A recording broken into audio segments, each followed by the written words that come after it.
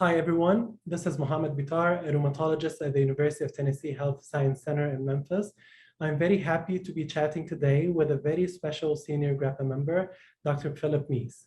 Dr. Mease is a clinical professor at the University of Washington School of Medicine and the director of rheumatology research at the Swedish Medical Center in Seattle, Washington. Dr. Mease conducts clinical trials on emerging therapies for rheumatic diseases, including psoriatic arthritis and ankylosing spondylitis. He also conducts research in disease state metrics and is the co-chair of 3 working groups of OMER Act.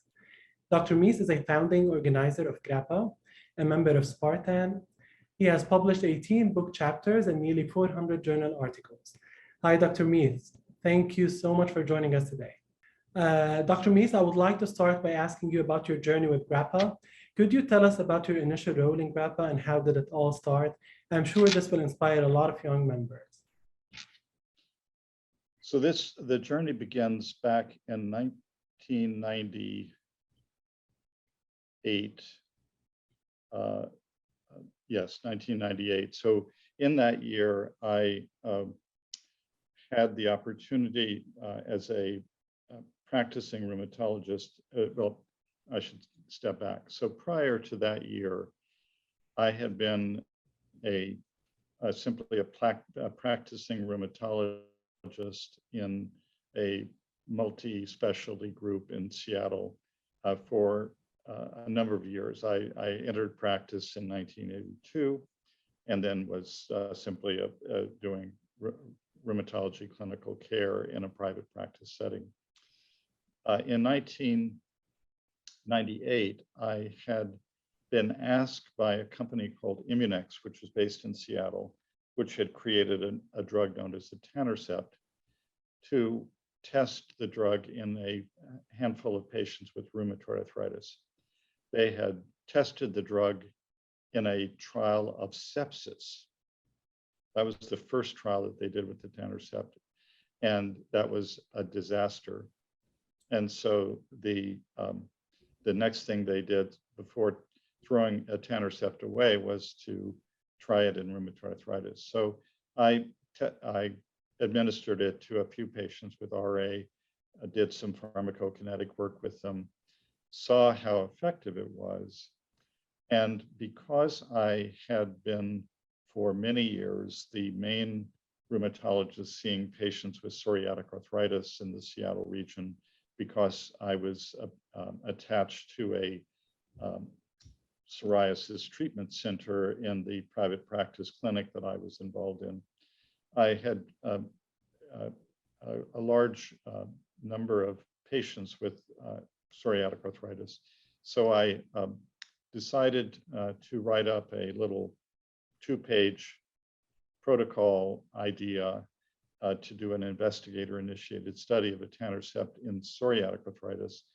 And I cobbled together metrics from some psoriasis trials along with the ACR response criteria from rheumatoid arthritis trials and said, let's study it. So over the course of about 4 months, we enrolled 60 patients treated, and Immunex had agreed to give us the drug to use. And it was randomized to patients receiving either etanercept or placebo. And both groups, if they were already on methotrexate, could stay on methotrexate. So we, in essence, had 4 groups out of the 60 patients and showed that etanercept was effective. We published that in the year 2000 in The Lancet. And it was at that time that I was then able to go to Congress's ACR, for example, and present our findings to the Congress. And it was there that I first encountered Daphne Gladman. And Daphne and I struck up a friendship. And so that was one key relationship that occurred, as well as this background of having done this investigator-initiated trial. And then I was invited to go to a meeting that Immunex was holding in New York City. This was in about the year 2001, where there were people that were interested in both what was then called ankylosing spondylitis, as well as myself representing psoriatic arthritis. And at that meeting, Desiree van der Heide presented a brief lecture on the history of the ASAS association. And I was intrigued by that talk and thought about the idea of establishing such an association for the study of psoriatic arthritis.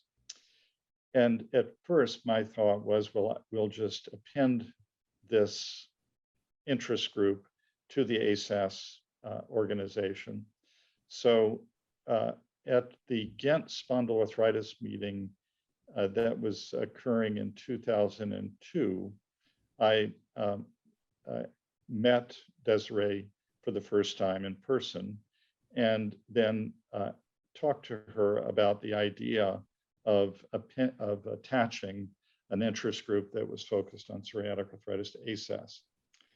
When she learned that I was very much wanting to bring dermatologists together with rheumatologists for this in this interest group, she grew a bit hesitant because I think she had some concerns about it getting complicated to have people from two different disciplines, different backgrounds, different academic foci, and so forth. And so at that meeting, she encouraged me to go ahead and establish a separate organization. So I turned around and spoke to some of the colleagues that I was working with at the time about this idea. Now, what had happened in parallel is that Philip Hellawell from Leeds had organized a group of people to do a study in which we could come up with a classification criteria for psoriatic arthritis that would replace the old Molen-Reich criteria. So he called a meeting in 2001 as well at the ILR Congress of an interest group to do this study. And there were 31 investigators, 2 from the United States. One was Luis Espinoza from New Orleans, and then myself. And then Daphne Gladman was there, Philip was there, and then a number of the other people that have become leaders ultimately in psoriatic arthritis were part of that working group. So Philip and his fellow, William Taylor, launched the CASPAR study, and that became an important nucleus of people who were interested in psoriatic arthritis that we could invite. Also, in parallel, I was meeting up with, in various meetings, dermatologists who were in KOLs in the psoriasis space. And so I began to get to know people like Mark Lebwall, Alan Minter, Craig Leonardi,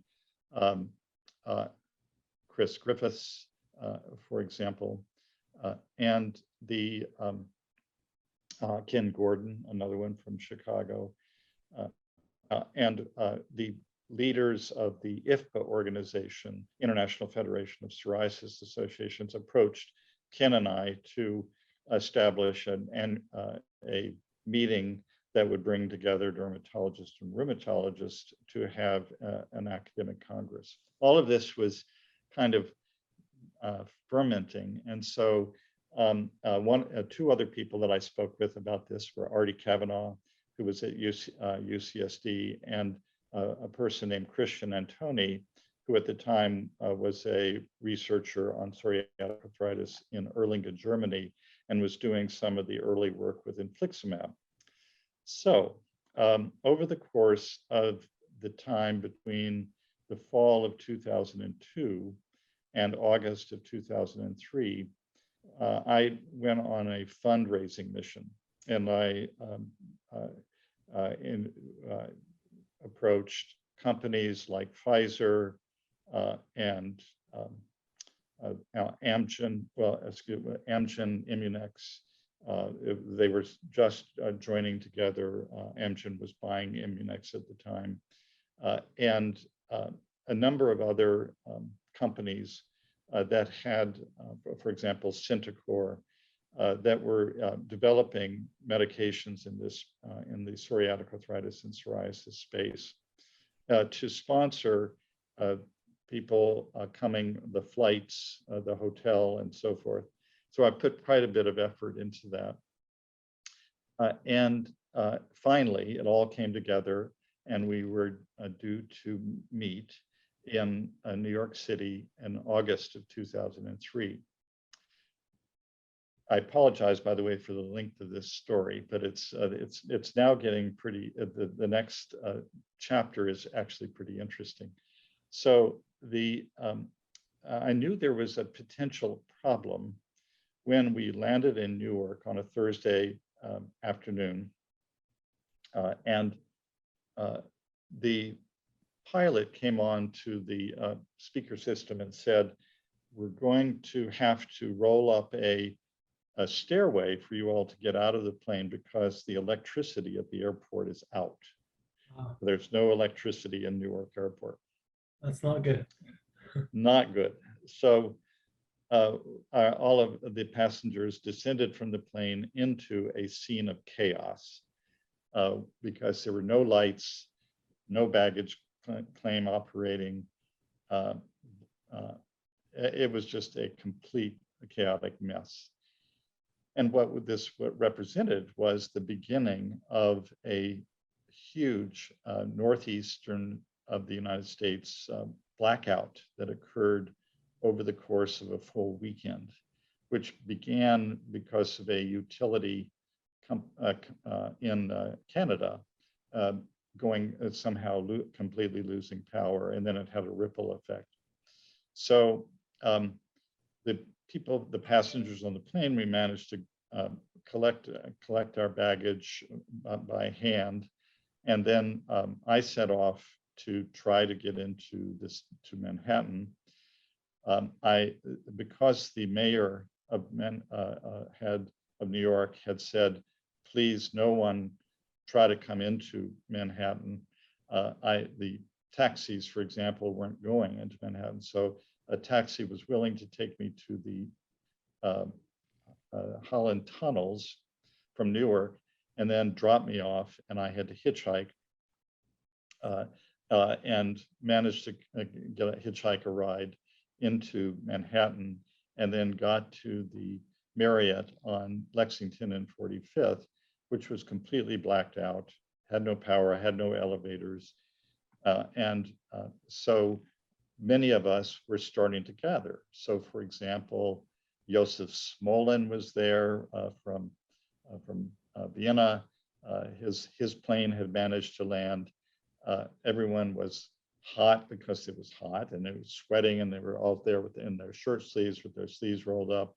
Josef's room happened to be on the 16th floor, so he had to climb 16 floors with a flashlight with his luggage to get up there. And people from the United States were arriving. We couldn't communicate with each other. There was no cell phone coverage. And so it was quite a mess. And I was, of course, heartbroken, because I thought, after all this time and effort, this isn't going to come to pass. Well, several things happened that were very positive. First of all, all of the people who made it to this meeting, which numbered about 100 to 120, gathered in the waiting area, and we said, well, let's still try to have this meeting. We're all here. Let's try as best we can to conduct it. And then the executive director person that I had selected to run this organization, Robin Shapiro, another Seattle person, was walking around Manhattan, and she found a hotel, the Warwick Hotel, about 10 blocks away, which had power. And so, but because their computer system was shut down, they had not been admitting people into the hotel, and Robin negotiated with them, and they said, okay, fine, you can bring your whole group over here. So we walked the 10 blocks over to the Warwick, and we had lights. We ordered pizza from New Jersey and proceeded to have the first meeting of our organization. And it was during that meeting that weekend that Philip Helliwell, who's a great person for naming things, came up with the name GRAPPA. And he worked hard to, he always liked the way he came up with the enthesitis index known as PEST. He works hard to sort of have a little sort of a funny twist to a name. And so Group for Research and Assessment of Psoriasis and Psoriatic Arthritis was born. And none of us who were there can ever forget it because it was such a memorable meeting event. And I think it started off the whole organization with this great spirit. If ever you want to pepper in a few photographs, I have some photographs of a much younger Daphne Gladman, Artie Kavanaugh, Christian Antoni, who's now gone into industry, people, various dermatologists, Jerry Kruger, and so forth. Also a woman named Gail Zimmerman, who was the CEO of the National Psoriasis Foundation, which was a great supporter. And then several different company representatives who were really very supportive of the organization. And if it weren't for our pharmaceutical partners, we wouldn't have, and their steadfast support through the years, we wouldn't be where we are now. Even after that chaotic beginning, the organization then began to grow and blossom and be involved both on the research side as well as the educational side, with the as well as metrics, things like the nidus of the organization being the people that developed the CASPAR criteria, classification criteria, all the educational symposia that have been coming out, as well as research efforts. So I'll stop there. That's already way too long a story, but thought you might have some fun with it. Of course, thank you so much for sharing with us your journey. And that was quite an experience in New York. But I'm glad that did not stop you from proceeding with the first meeting and from creating GRAPPA. That's an amazing story. And we would love to see the photographs from then whenever you can.